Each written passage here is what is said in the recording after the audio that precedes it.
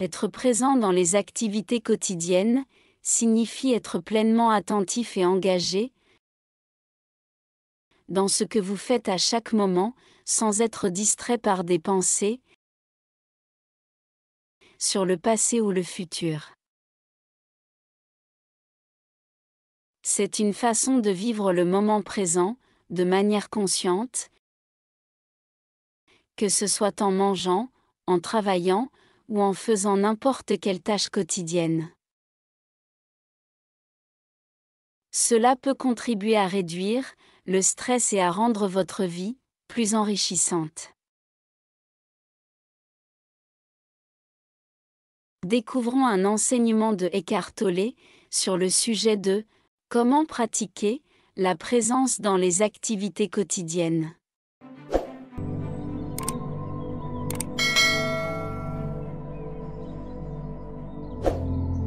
Je ne sais pas si vous avez fréquemment des réunions ou non, mais il est toujours bon de commencer une réunion par des moments de silence qui marquent la présence. Vous pouvez le faire, vous pouvez l'expliquer aux personnes qui travaillent avec vous, que c'est important. Vous n'avez pas besoin de plus d'une demi-minute pour commencer, et plus tard, vous pouvez l'étendre jusqu'à 1 minute. Au début, les gens n'y seront pas habitués, et cela peut être un peu inconfortable. Mais c'est la présence. Et chaque fois que vous avez juste des discussions, parce qu'une partie de votre travail consiste probablement à discuter des choses, comme nous le faisons nous maintenant. Là, vous pouvez apporter de la présence, en prenant conscience de l'arrière-plan de vigilance, lorsque vous écoutez les autres.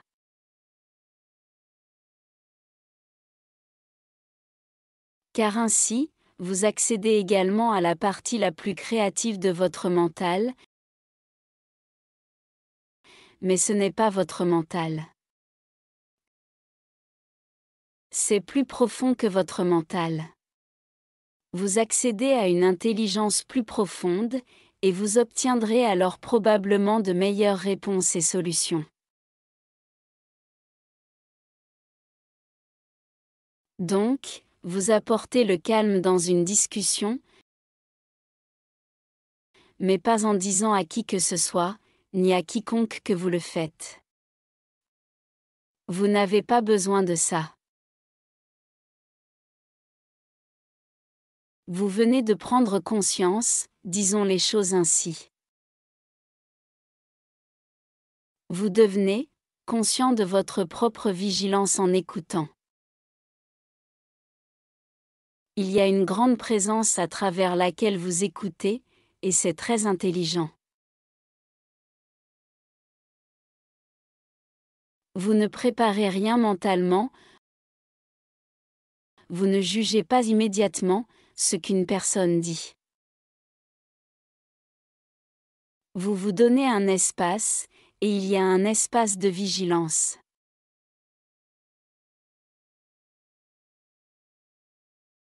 Parfois, les gens réagissent trop rapidement à ce que dit quelqu'un d'autre.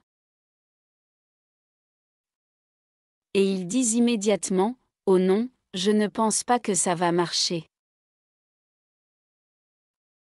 Ou bien « Oh oui, c'est une bonne idée ».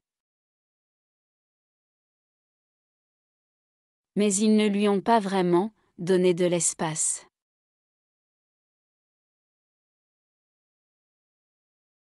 Donc, pour devenir spacieux, dans certains domaines de votre travail,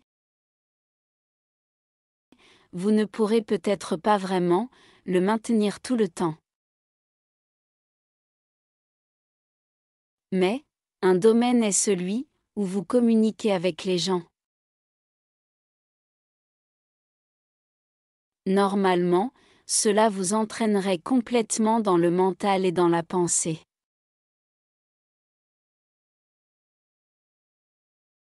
Donc, vous accédez à l'intelligence supérieure qui est en vous, l'intelligence supérieure plus profonde. Et puis, il y a d'autres choses que vous pouvez faire. Comme vous le savez, je recommande souvent, peut-être que vous le faites déjà. Lorsque vous montez dans votre voiture, vous avez peut-être mentionné quelque chose à propos de votre voiture. Alors lorsque vous fermez la portière, accordez-vous 30 secondes, pour être simplement présent. Sauf, s'il s'agit d'une urgence, alors, vous devriez vous rendre à l'hôpital, ou peu importe où vous allez.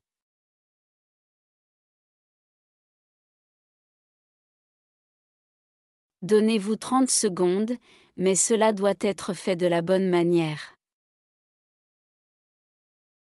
Vous ne dites pas d'accord, Écart a dit 30 secondes, et ensuite vous dites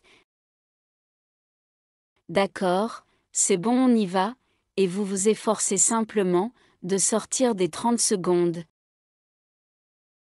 Donc, il faut se concentrer sur votre respiration par exemple, ou le corps intérieur, ça aide.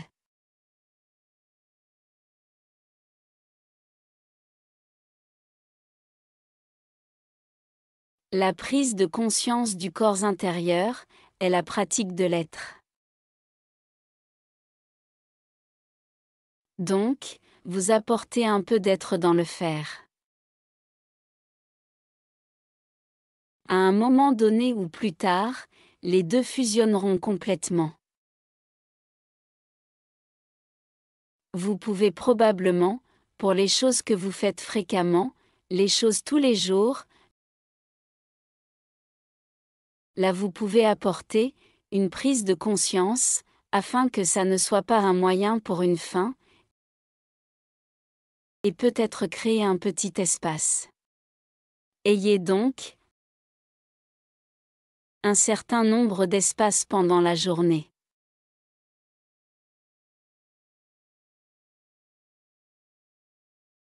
Pendant une journée bien remplie, vous pourriez dire par exemple que chaque fois que vous vous lavez les mains dans la salle de bain, cela peut être une présence absolue. Vous revenez à vos sens, sentez l'eau, sentez le savon, et cela peut être le moment présent. Peu importe.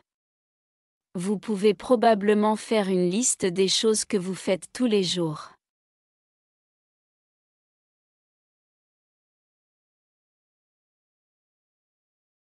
S'il y a un escalier quelque part dans un bâtiment, monter et descendre les escaliers, peut être, une merveilleuse occasion, d'être présent à chaque étape. Donc, c'est agréable, ce n'est plus un moyen pour une fin.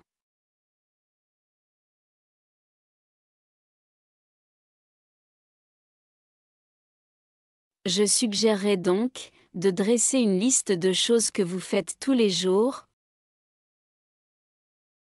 ou très souvent et de les utiliser, pour créer des espaces.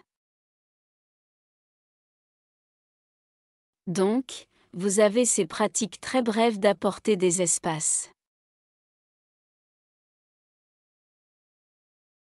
Et même pendant que vous êtes engagé dans le faire, là aussi, voyez si vous pouvez, comme je l'ai mentionné pour les discussions que vous avez, sentir la présence que vous êtes. Pendant que vous écoutez, soyez alerte, et même beaucoup plus alerte que vous ne l'étiez dans un état normal. Cela augmente votre intelligence, et c'est une intelligence qui est beaucoup plus profonde que l'intelligence du QI. C'est quelque chose que je trouve dans ma vie, parce que je pratique aussi la présence, même si je n'ai pas souvent de discussion. Mais parfois, nous nous rencontrons. Et cette écoute alerte à partir de là, ce que je trouve souvent, ce sont des questions. Vous posez des questions. L'une des façons les plus créatives de participer à un groupe de discussion est de poser des questions. D'autres personnes, lorsqu'elles disent quelque chose, la lumière de votre conscience brille dessus, et alors une question succède à une autre question.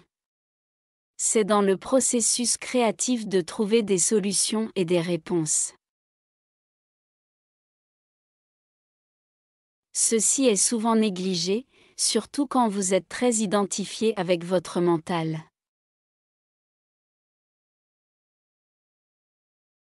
Le mental a certaines notions, opinions et positions préconçues, et cela occasionne juste leur répétition.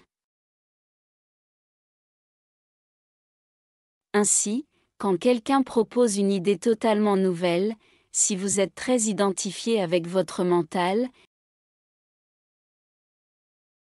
il peut arriver que vous dites « Oh non non, ça ne fonctionnera pas ». Mais avec la présence, vous développez la capacité d'écouter. Et une véritable écoute signifie que vous êtes alerte et immobile. C'est là la vraie écoute. Ce n'est pas, l'aspect auditif est très anodin. Vous êtes alerte et immobile, et vous constaterez peut-être que vous n'avez pas les réponses, mais vous commencerez à poser des questions. Et puis l'autre personne qui a peut-être avancé l'idée est alors obligée de répondre, et cela peut la pousser à voir plus profondément où nous pouvons aller ensemble.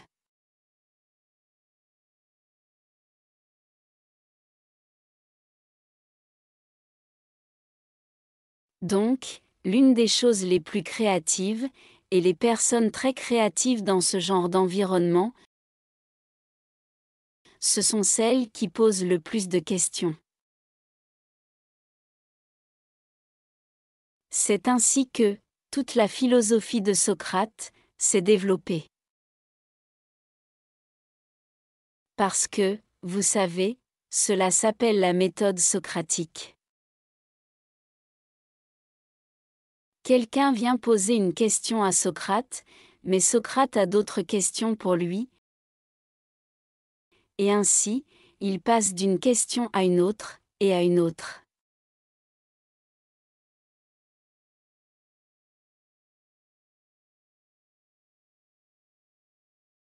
Quand vous lisez le récit de Socrate par Platon, je ne pense pas que Platon ait complètement compris ce que faisait Socrate. Platon pensait qu'il connaissait déjà la réponse, mais je ne pense pas que ce soit le cas. Parce que, Socrate a dit, « Je suis le seul à savoir qu'il ne sait rien ». Ce qui veut dire qu'il était à l'aise avec l'état de non-connaissance que j'ai mentionné plus haut.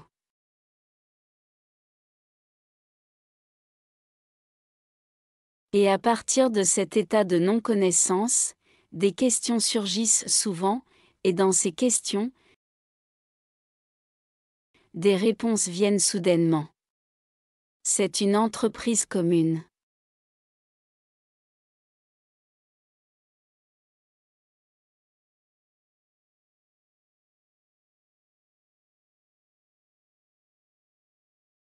La réponse peut même ne pas nécessairement venir de vous. Mais vous avez posé les bonnes questions, et puis l'autre arrive soudainement avec une réponse. C'est aussi une pratique spirituelle. Elle peut être totalement intégrée à ce que vous faites, aussi bien en ménageant de petits espaces, ou lorsque vous devenez présent pendant la journée.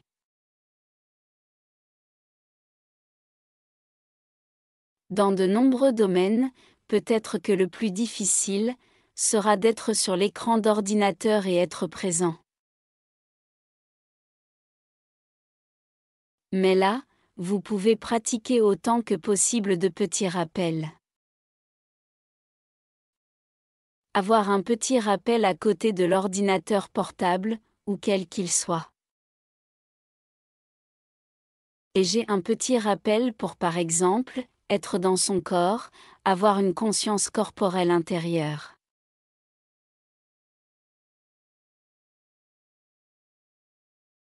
Parce que, l'ordinateur absorbe votre attention, vous y allez, cela vous épuise en fait.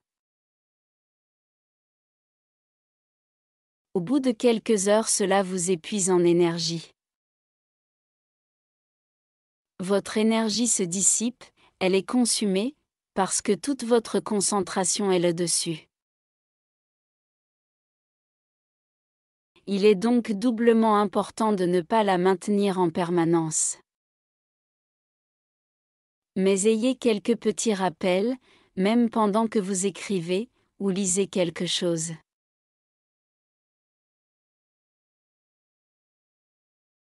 C'est quelque chose que vous ne réussirez peut-être pas immédiatement dans cette pratique. Mais il est possible d'être conscient de votre corps, d'avoir une certaine conscience d'arrière-plan dans le champ énergétique du corps intérieur. Puis vous vous asseyez, et vous pouvez toujours faire face à n'importe quelle situation.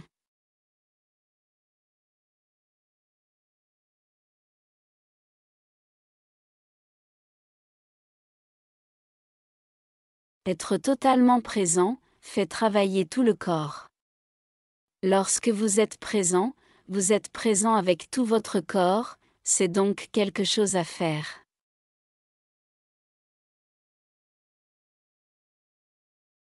Une autre chose, où vous perdez de l'énergie, je le remarque, quand vous entrez dans un endroit avec ce style discontinu, ou une salle d'exposition, ou un grand magasin et puis en quelque sorte, vous regardez et ensuite après une demi-heure, vous êtes déjà épuisé. Et quand vous rentrez à la maison, alors, il n'y a rien de mal avec un verre de vin et Netflix. Mais au moins vous constaterez que, vous n'avez pas complètement passé toute la journée, dans une totale inconscience. 2 exercices simples, pour pratiquer la présence. 1. La marche consciente. Lorsque vous marchez, soyez conscient de chaque pas. Sentez le contact de vos pieds avec le sol. Soyez attentif à votre posture, observez votre environnement, sans vous laisser distraire par des pensées errantes.